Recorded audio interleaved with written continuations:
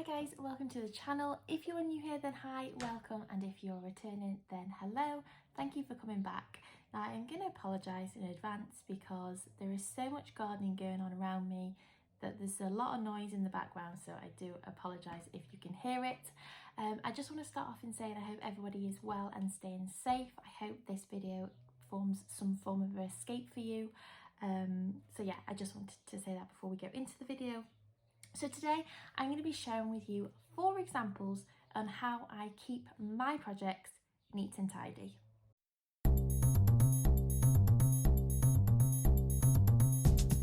So starting with the first one, this is a demonstration on different examples of ways in which I have threaded my cross stitches. So the top section is an example of the threads going the same way, and the bottom is the threads going different ways. Now, as you can see, the top examples are a lot neater than the bottom examples. Now, the threads on the right, I've used 2 different colours so that it's easier to see what I mean by your thread should always go the same way.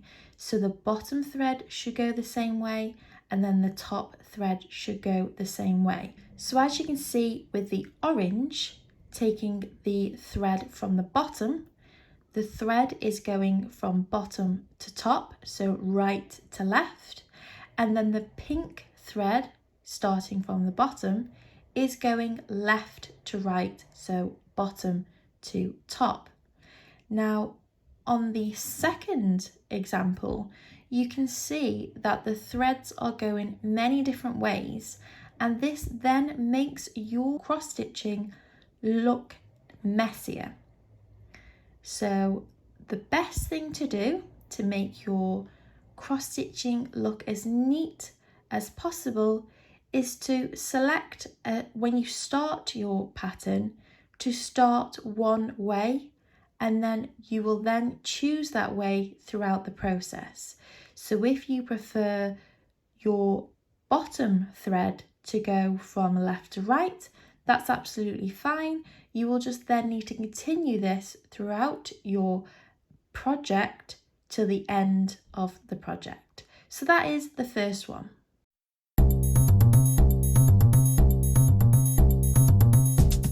So the second thing I'm going to cover is how tight you need to pull your threads to the material.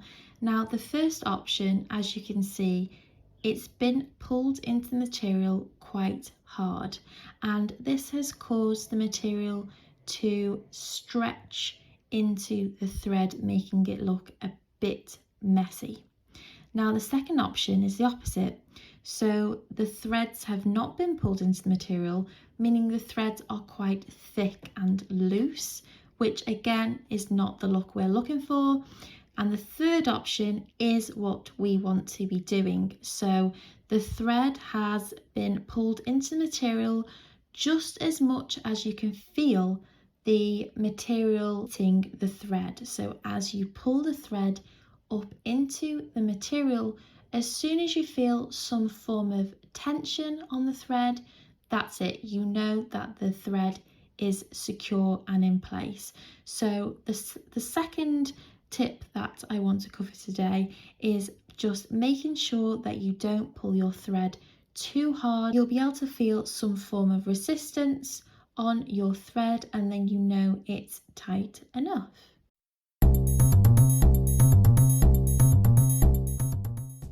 Moving on to the third thing I want to cover today, and that is back stitching.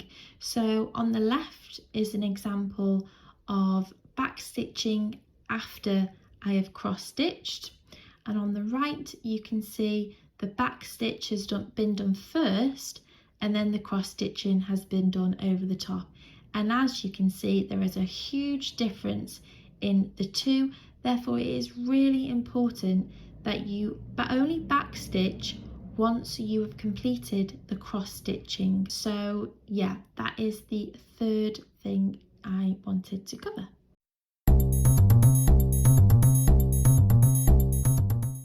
Here you can see some dark thread and some light thread has been used. Now on the left, this is an example of when I have cross-stitched the dark thread first and then gone in with the lighter thread after. And then on the right, I cross-stitched the lighter colour, the cream colour, and then after it I cross-stitched the dark blue thread. Now you can really see a difference in the left side where the cream colour has been done after the blue thread has been cross-stitched. It doesn't look as neat and tidy compared to the right side. So my tip for you is, when you can, cross-stitch the lighter colour and then cross-stitch the darker colour, because as you can see, it really makes a difference to the look. So that's it from me, guys. I hope you've enjoyed this video. If you are new here, then go and click that subscribe button and give this video a like if you've liked it, and hopefully I'll see you in the next one.